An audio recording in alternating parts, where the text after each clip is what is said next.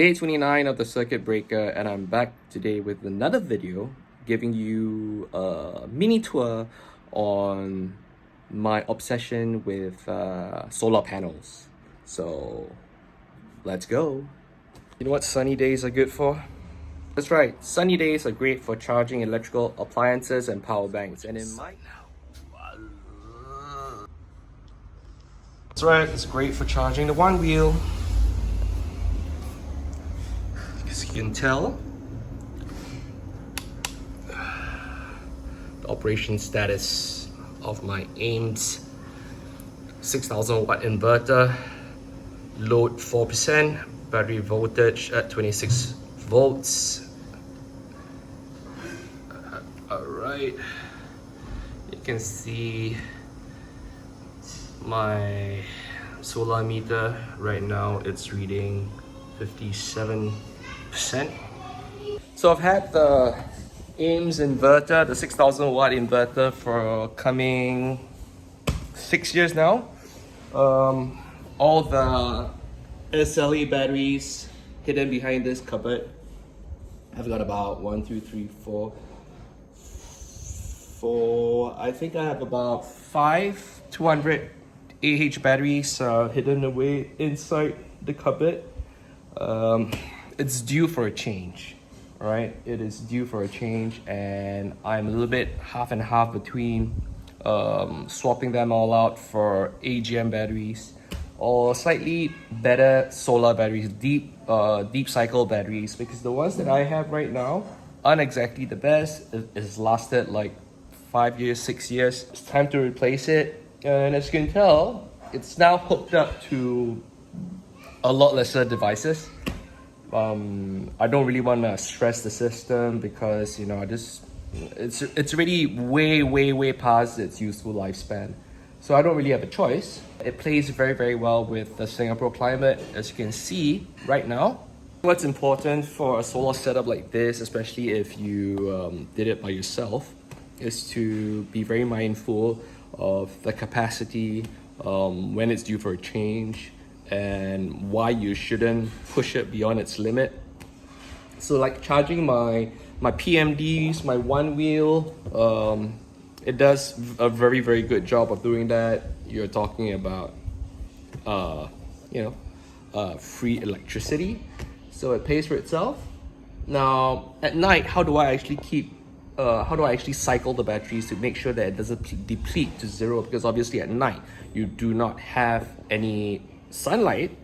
So what happens then is here connects directly to a power socket. So once I hear the beep at night, that's when I will actually turn the switch back on and make sure that the lead acid batteries are cycled with power. So that's the solar array that sits on top of my car porch, and it powers some of the devices in the living room right now. Not the entire house, but just some of the appliances. Like example, the massage chair here, it runs on solar power. So that's not too bad. This is the living room, and I will bring you upstairs into my room where I have another solar array that sits on the roof just outside my window. The solar panels that sits on top of my driveway. And this here's my room, and this is also my charging station. You can see I've got all my power banks here, and I've got a few 100-watt panels here, and right now it charges my Omnicharge Ultimate inverter. It's still holding the charge very well with the SLE bat that sits underneath it. I have another Go 0400 that I swap. Omnicharge Ultimate. So exactly what do I use this for right now? This right here is connected to my $38 power pack fan. Oops. Okay, so it's running completely on solar. Right now it's connected to the Go 0400. So so it's completely on solar right now. So say for example, if I deplete the battery over here, It's on full charge now. So say if I deplete the battery, this is what I do.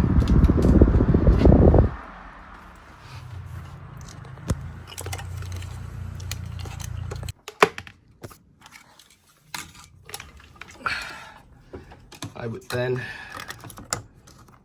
again, the Omnicharge Ultimate is powered by solar as well. Turn this thing on.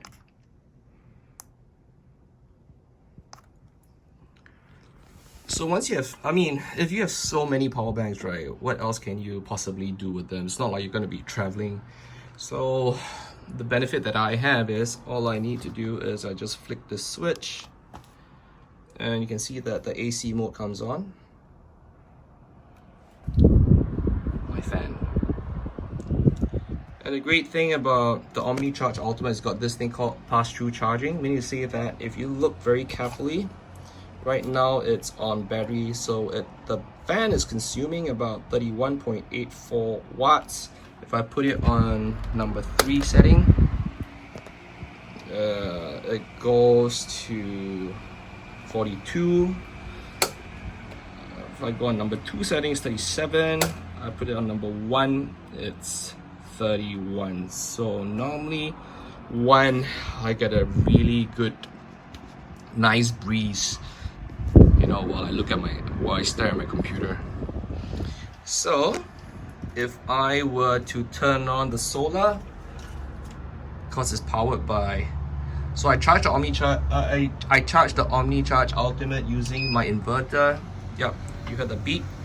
So as soon as that turns on, the Omnicharge actually cuts over from battery to this thing called pass-through charging. See? So now it's charging 10 watts, or I would say maybe around 20 watts. I think it's, if I'm not wrong, possibly a 100-watt charger. So you can see that while this is charging the Omnicharge Ultimate from the solar, at the same time, it's powering my fan as well.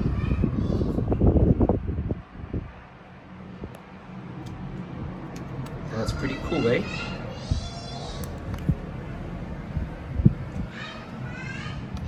So if I want to turn off the fan, turn off the AC, alternate that which represents alternating current. I'll just leave this to charge, and then I'm gonna disconnect it. I'm gonna use my Go Zero to power my fan this afternoon. Okay, other than the solar panels that I've built for myself in the front end in my room, I also have a professional installation on my rooftop. I'm just gonna flash the power consumption, or rather the power production. I'm gonna flash a power production of how much power I produce in a day. I can get anywhere from 20 to around 52 kilowatt hours. I'm just gonna flash a couple, and it's actually pretty good. I highly encourage anyone to opt for solar if you have a choice. You know, my ultimate dream is to actually live off the grid, you know, in like a modified coach bus or even a boat, but that would mean big adjustments to I don't know, like education, my family. I don't think they can get accustomed to that. Perhaps it's something that I could explore, I don't know, 15 years down the road or something. But anyway, today's video is just a very quick overview on my obsession with solar power. Hope you guys liked it, and if you have any questions, feel free to ask down below.